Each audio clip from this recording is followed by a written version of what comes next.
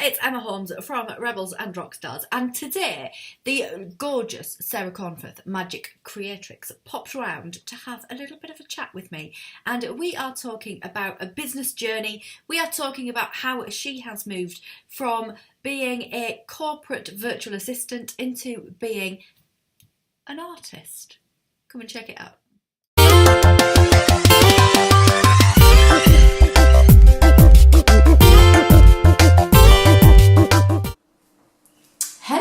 Hello, it's Emma Holmes from Rebels and Rockstars, and I'm being joined today by the very lovely Sarah Cornforth, and we're going to just pretend that you're not here because we're going to have a chat and just going to see how things are and what's going on. Hi Sarah. Hello. Would you like to tell everybody a little bit about what it is that you do? Oh, these days, wow, these days, well, at the minute I'm drawing a huge amount of mandala art, so that's really good. I am slinging tarot cards left, right and centre, I'm painting, I'm reading a lot, and just generally kind of, I don't know, I feel like I'm going through like a big mega upgrade, like an upgrade of everything all at the same time. It's like the best upgrade ever. So wow. Yes. So tell me, when you say it feels like a huge big upgrade, what is it that's coming up that's making you feel like excited? And I think it's the release of it. So it's, you know, all of the stuff that you never allowed yourself to do because you didn't have time. Well, that's the stuff that I'm now doing and calling it work. So that's awesome. So it's like yesterday, I spent the whole day out drawing bits and pieces with mandalas. I had ink up my arms. It was fantastic. And I'm just going, do you know what? I've just worked for 10 hours and it doesn't feel like work at all. It was just, it was fun. It was exciting. And it's nice because you're not fighting against, you know, like a rut in the road. And if you're trying to kind of ride down the centre of that and you keep hitting the sides, you fall off your bike quite a bit. Well, it's kind of like doing that, but I'm on tracks now and it's all meant to be, and it feels like I'm not trying to get myself back into that little sort of space in the middle again. So yeah, that's how my brain sees it, which when it actually comes out as words sounds weird. But no, it's essentially it's flow, isn't it? And it's taking those rocks out of your way and the path's clear. So for anybody who doesn't know you, you are the Magickal Creatrix, and what is the essence of the business? What's the essence of what you do? It's art with extras. I think that's the only way to see it. It's not friends with benefits. Not friends with benefits. That's a whole different side. No, it's not. It's really not. No, it's something else. Rather than just kind of drawing for the sake of it, everything feels like it's very energy based. So what I'm doing feels like energy based, but but without being draining at the same time. So it's to create it is energizing me, and it's helping me grow at the same time, and you know, and it's given me constant realizations in my own personal development journey too. So the art is going to hopefully help open up other people in that way when they have it as being a consumer, as being an observer of it, and that is where the journey of my art's trying to go to. But I'm in a little bit of a kind of experimental phase with it at the moment, so I'm trying stuff out, I'm seeing what I like, seeing where my energy goes, seeing what response I get, and then eventually that's going to start turning around into actual items which are going to hopefully be a catalyst for somebody else opening up in the same way that I have and getting that spiritual journey too, hopefully. And I tell you what is really, really interesting is you saying that you're experimenting and dipping your toe in and trying new things, and I know that you used to be the most rigid and regimented person that I ever knew. So you have actually swung from one pole to another, haven't you? Literally, yeah. Has that been really scary? Terrifying. The transition was hard, but it was quick. It had to happen quick. And we pulled off a band-aid, didn't we, around Christmas, New Year, and that was necessary. Otherwise, I would have just been stuck and miserable. And, you know, it's hard when you know you should be doing something else, but you're not sure what it is. But thankfully, I had you around me to say, I know what you should be doing, Sarah. Have a bash at this. So I was like, right, okay, if you say so. I've just learned you just don't argue with you. But yeah, it was hard. It was very scary because I had to, all of that organisation and control was there for a reason. It was to help me get through what had been a traumatic part of my life. But I hadn't then discovered that I didn't need all of those crutches any longer, but I kept them anyway because I didn't know. So when I've had to kind of let everything go, it's like taking your stabilisers off, except I had like 20,000 sets of stabilisers, so there was a lot. So yeah, scary, but it's actually very freeing at the same time, and it's I feel different every day. Yeah. And that's amazing. Yeah. It's absolutely incredible. So yeah, it's good. And I've not smiled so much for a long time. I think the thing to pick up on there is that you're feeling every day. Yeah. Rather than avoiding feeling every day. I think that's really the crux of it, I was isn't just doing, and to tick so many things off a to-do list was my idea of success, because that's what I thought. Well, that was the only way I had control. Now, to get to the end of the day and feel like I've not so much accomplished something, but feel like I've improved, increased, experienced something, experimented with something, that's my success in the day now as well. And just little bits of response that I'm getting from people, the fact that I can, I sent you a message saying, this is funny, I can't believe I'm saying this, but I can't keep up with the comments on my Facebook page. I mean, my Productivity Princess page was like a ghost town because I found that so hard to communicate. And now I've got this wonderful, engaged audience who, I flip my phone on in the morning and I'm just like, wow, I've got people to talk to and I'm not scared of it. Whereas I was terrified, 2 comments on the Productivity Princess page, I've gone, oh my God, what am I supposed to do? And it was just, my head was in such a different place. So yeah, it's nice. So let's go back to when I first met you. And I first met you on one of your first days of being self-employed. Yeah. At a networking event. What had come before that, and where did you make the decision to become self-employed? Right, so before that, everything was project management based. Lots of different companies doing lots of boring tasks for lots of boring people that I didn't particularly like. It's just the corporate world, isn't it? And it's just, but I did it, I cracked on with it, I could do it well. And my big sort of change for that was I climbed Kilimanjaro and I got to the top of it, and I'd just been made redundant 2 weeks before that, and I thought, I'm not cancelling my trip, I'm doing it. And I had no plans for when I came back. And this was the second time I'd been made redundant from the same company. And when you just sort of think, what the hell? Yeah. It's just, not that game. Yeah, that's it. Get to know you.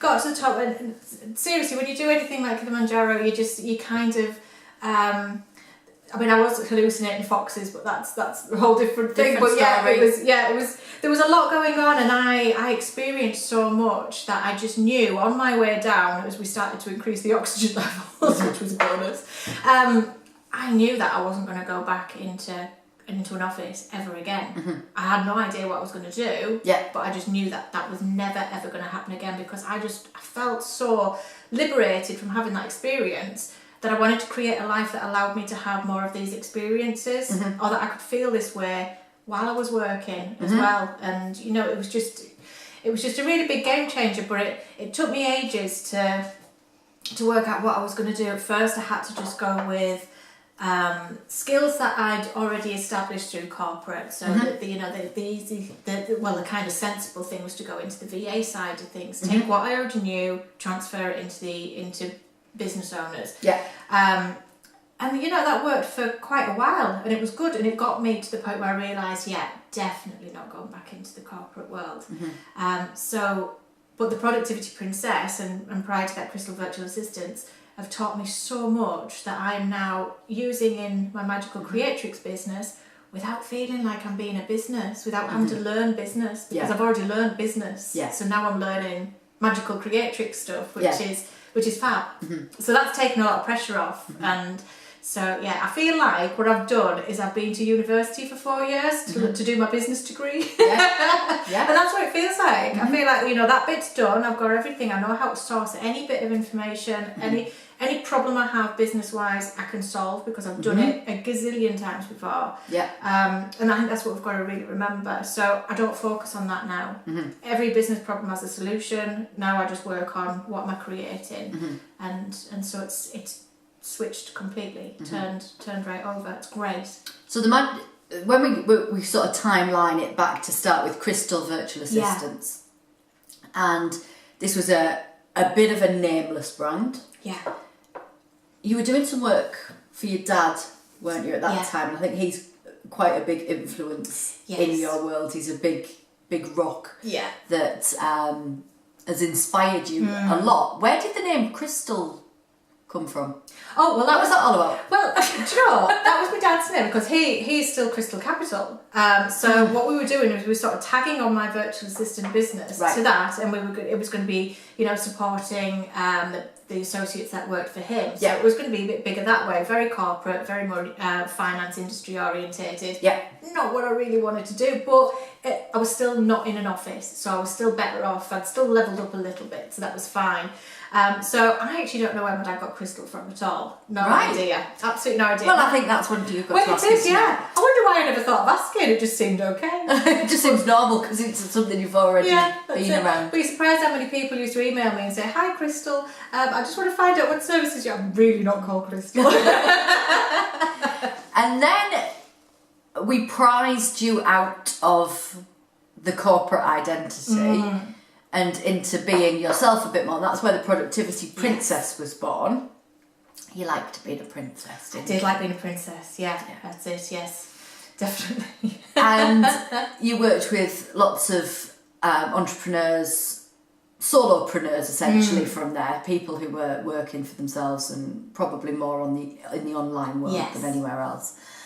And you started to come out from behind the brand a little bit. When did you go, I don't do this? I don't know, it was when it became hard serving others, and then I realised it's like, you know, there was a point where getting up and doing something for somebody else and doing it really well was exciting, and I felt proud of it, and I really wanted to do it.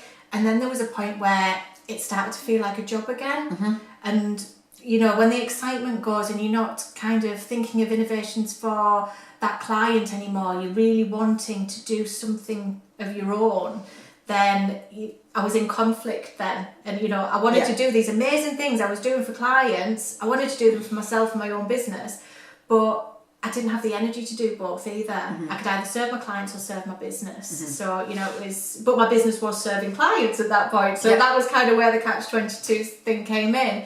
So, I think it just, I just had this longing to kind of see, what am I capable of? What can I do? But I had no idea what direction that was going to take. And so the Productivity Princess became more than 50% of my business with a little bit of VA work in there. So I moved out slightly and decided to do like the online sort of course world and things like that. And I've still got my Zen Productivity Club, and you know, that's great because that keeps me grounded, because I realise these days now I'm an artist. It has been a little bit crazy. I'm not as organised as I used to be, so actually it keeps me quite grounded. But just sort of moving slightly away from it was the bit that kind of got me started and made it sort of really more intriguing. It's like, right, okay, what else am I capable of? And I had no idea it would be a spiritual creative business, but you did. Thank you. Who knew? You knew. And so essentially you got to the point where you felt like you were going through the motions. Yeah. And you were doing what you had to do to get it off your desk. Yeah, and that's not fair. It's not fair to my clients. And, you know, I learned so much from having such a variety of clients. You know, the sort of creative people, the spiritual people, watching you and your business development. I mean, that was the most motivating thing ever. And because of how many sort of ways your business has gone through, and just, I mean, you are an ideas machine. It just makes you sit there just going, right, okay, I'm lucky if I get one of these ideas a week. You're doing them ping, ping, ping, like daily basis. It's like, that's it, you know, just like a 10th of Emma is just perfect. You know, if I can just be a 10th of Emma, then I'm happy with my performance. And we've had a number of conversations about you not being very good at art. Yeah, I knew you would bring this up. Discuss. Oh, well, It's the same with any business, though, isn't it? It's that first step and that ability to be confident in what you're putting out there. Yeah. Is the hardest thing, because until it's received, yeah, you don't know what it is, Yeah. and you're taking, you know, there's this extra level of taking something that you enjoy doing and that you do for you, and you don't want to make that into some sort of beast. Yeah, exactly. Yeah, and it's quite hard. I am quite judgmental, but the thing is, because I didn't think I could draw or be artistic until this point. So everything I'm doing now, I'm doing for the first time ever. So it's really weird because, you know, I was sat the other day and I needed a crow for the crow moon. Yeah. So I thought, right, okay, I've never drawn a bird before. When do we do this? So you do like a couple of YouTube tutorials, don't you? Go, oh, well, their birds are rubbish. I'm going to have a go at this anyway. And then you draw a bird and you just go, right, okay, I've drawn a bird. So brilliant, I can add that to my list. I should really have a list of animals, a list of different types of people. I'll tick them all off as like a thing. But every single thing I'm doing is the first time. So it's hard to have confidence when I don't know yet what I can do. And I did try and draw a horse the other day and it looked a bit weird, so that got rubbed out. But I don't rub many things out. Usually when I've chosen to do it, it kind of happens. But I think I chose to do it, I forced myself to do that one and I maybe shouldn't have done. So I'm kind of learning a lot about myself. My brain seems to just sort of tell me what to do without me thinking about what to do, if that makes sense. So it's intuitive. Yeah, well, yes, well, that's exactly what it is. It's a definition of it, isn't it? Yeah. And that's kind of, if I work intuitively with my choice and what I'm going to draw that day, then it makes a big difference. Now is trying to get the ability to replicate being artistic and creative as regularly as possible. So that's, and I'm finding there's creative fatigue, and I'm noticing that, which, you know, I shouldn't be surprised because there is work fatigue, business fatigue, exercise fatigue, spiritual fatigue, you know, there's everything, isn't there? So it shouldn't surprise me, but it still does, and I find it frustrating. And it's the same as whenever you want to crack on with anything, if fatigue gets in the way, it's annoying. Yeah. But I don't know why the creative side seems to feel that we have to abuse ourselves just that little bit more because of it. I don't know why. But there's a thing. There must be a rule, the universal law. Yeah, the universal law of creativity. Yeah. And I think that because it is something that you love, it's easy to overdo it. Yeah. It's easy to still be there doing it. Like you said, 10 hours later. You know, you'd have never worked 10 hours long as the productivity princess. No. You know, if you just started early, you'd have been finished by 2. Yeah, that's and you wouldn't have been doing anything else. You'd have been watching the telly and that's right. reading your book or whatever it might be. But when you're actually enthralled in something that you really love doing, it's easy to lose that time, I think. It is. There's an obsession there, definitely. And it's nice. It's nice to have that back. Yeah, you do. Yeah, and I'm very impatient. So, yeah. No. Yeah, a little bit. No. I am learning to come back to things a little bit now. So we're slowly I'm starting to sort of pick up a piece of art that I've already started and carry on with that, which was something I couldn't do. So, you know, each of these things is another upgrade every single time. And if I look back each week, I've done something, I've upgraded something every single week, whether it was a mindset, whether it was using a different technique, trying a different paint, you know, something as simple as trying a different paintbrush or using a different gel pen to see what the effect would be. All of these things are little upgrades because you've either got to reel them in or reel them out. And that's the same as everything, whether it's creative or whether it's just business. You've got to reel it in, reel it out. And, you know, it's just, that's my kind of learning thing. I'm trying to keep a selection of black versus white in there, because if I let everything just turn into bright, pretty colours and unicorns, then I'm going to be in a really confused state. So I've just got to try and remember my productivity princess bit to a certain extent. You know, don't keep everything just because it's pretty. Allow some of it to be, if it's black or white, you know, it's in or it's out, and try and make some decisions on it. So, yeah, my previous journey is going to certainly help with this journey. So what lessons do you think that you've brought forward then into this business that's made it feel very, very different? Getting initially organised right at the start with just kind of, you know, things like starting to create your content libraries from the very beginning. this is stuff that when you start to do it a couple of years into your business, you think, right, I want to catalogue everything that I've already created, and then you start kind of sending out a bit of rubbish because it was ages ago, but you've done it and you feel like you should, and there's all that kind of stuff. So I tell you what, it was lovely. I'd kind of recommend this to everyone. Maybe look at your business as though you've just started it, and start your content libraries from then, being able to draw a line in that sand and do that and create content with a total new view and a new energy and a new design was lovely. And I think you can do that in an existing business at any point when you get stale. Where it's sometimes hard to, because you're attached to what you've done, you're attached to what you've created. So that's been really nice. And getting rid of distractions. So one thing was being a virtual assistant for other people's businesses is I had my eyes on lots of other people's businesses because you needed to be involved in it, but it is a big distraction. What's been lovely is just all of a sudden going around going, there's no noise, it's just mine. Nobody wants me. Nobody needs me. It's Nobody's weird. pulling at me. It's very, very strange, especially when if you're in a service-based industry, you feel obliged to kind of always be well, always be present, not to be on holiday. There is that kind of thing in the back of your head, even though nobody expects that of you, but you do in your own right. And it's been nice to kind of just go, my time is mine. It's all mine. Have you had any moments of feeling, there's nobody here, nobody needs me? That kind of lonely twang of... there was a little bit. I mean, it was seeing sort of when you were doing new stuff, because I was always the first to know before anybody else, because we would chat about things, and I'd see it in my newsfeed and go, didn't know she was doing that. And it was just, you feel out of the loop for a little bit when you've been in the loop, and you've been part of somebody's world so closely. You're seeing other stuff going on, you're like,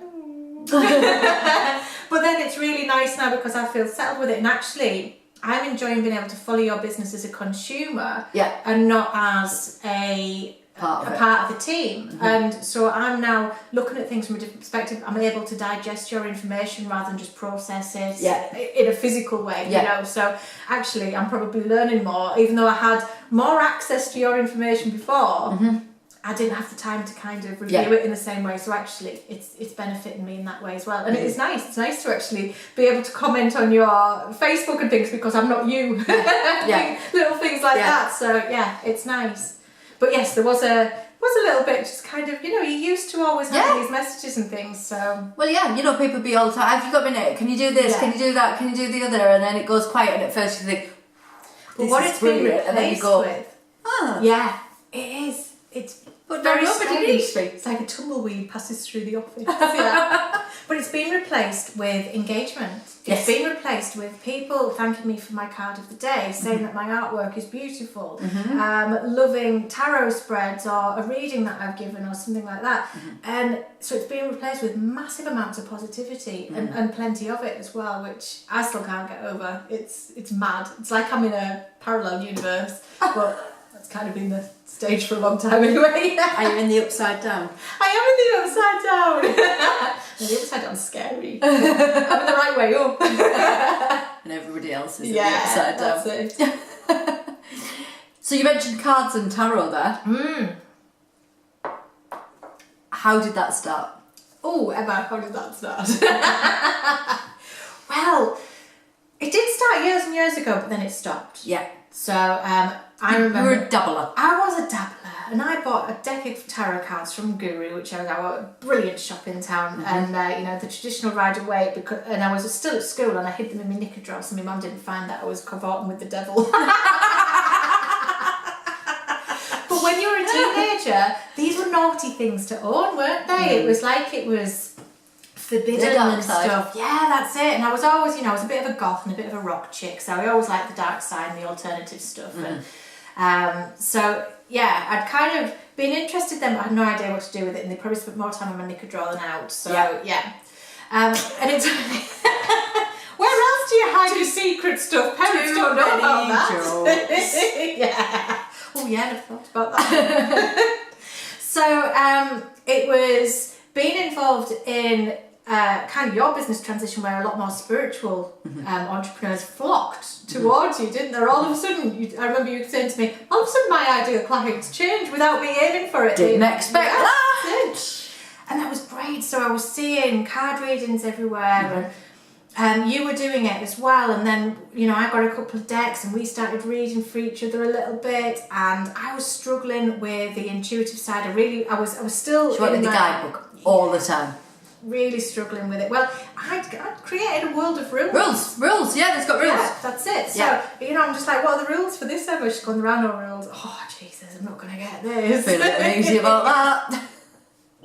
So we did a few sort of exercises, didn't we? And the biggest one was when we went sat outside at the river on a sunny day, and we just kind of drew some cards and sort of did a bit of a say what you see, and you know, it was hard. It was a little bit like pulling teeth, but we got there, and that was my sort of transition. And now I'm a collector, not an addict. Collector of cards. Yeah. Yeah. Collector of empty wine bottles. Collector of cards. She's an addict. Collector of cards, yes. Favourite decks at the moment? Oh my gosh, I have just taken delivery of the most beautiful thing in the whole entire world. Get this all the time. The Amazon one. Oh, this wasn't even an Amazon one. This is even more special. Exactly. Yeah, exactly. So this is the Prisma Visions Tarot, which is beautiful. It's absolutely stunning. And I did a bit of when it arrived on Saturday, I went live on my page and I literally went, oh my God, to everybody. So it's the most hilarious video ever. But the beautiful thing about it is they're done by, I'm attracted to really interesting art and original art on these now. So, you know, I've got some of the mass-produced stuff. She's an artist, you know. I'm a collector. Collector artist. Oh, that's smart, yeah. There's my little dance, I like it. Now I just need a theme tune and we're off.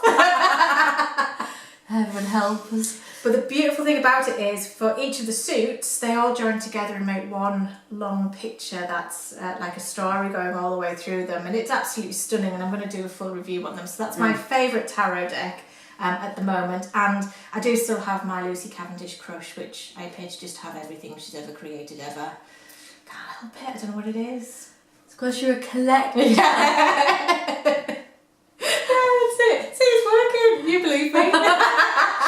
You had a problem initially reading faces, and this is a funny one because the Lucy Cavendish art is all faces, but also is faces that are really hard to read. Yeah. So how have you gone from I can't read faces to let me find the most difficult faces in the world to read and read them? No idea. Something's clicked. Something has just clicked. There was or unclicked. Well, unclicked. Yes, that's it. Uncrossed, unclicked, unplugged, unclenched, unrodded. That's it. I don't know what it is. I'm feeling stuff rather than seeing stuff, and that's what it is. It's very much what we said before. You know, it's all kind of sensing things better, feeling things better, seeing stuff beyond just what's like kind of right there, and it's very hard to explain because there was a point where I just literally woke up one morning and things were different, and that's quite amazing, and it's nice. So I hope that you have found today's interview super duper interesting. Please make sure that you subscribe to the channel so that you don't miss a thing. We blend in business advice, business strategy, gorgeous interviews, and so much more. Speak soon. Bye.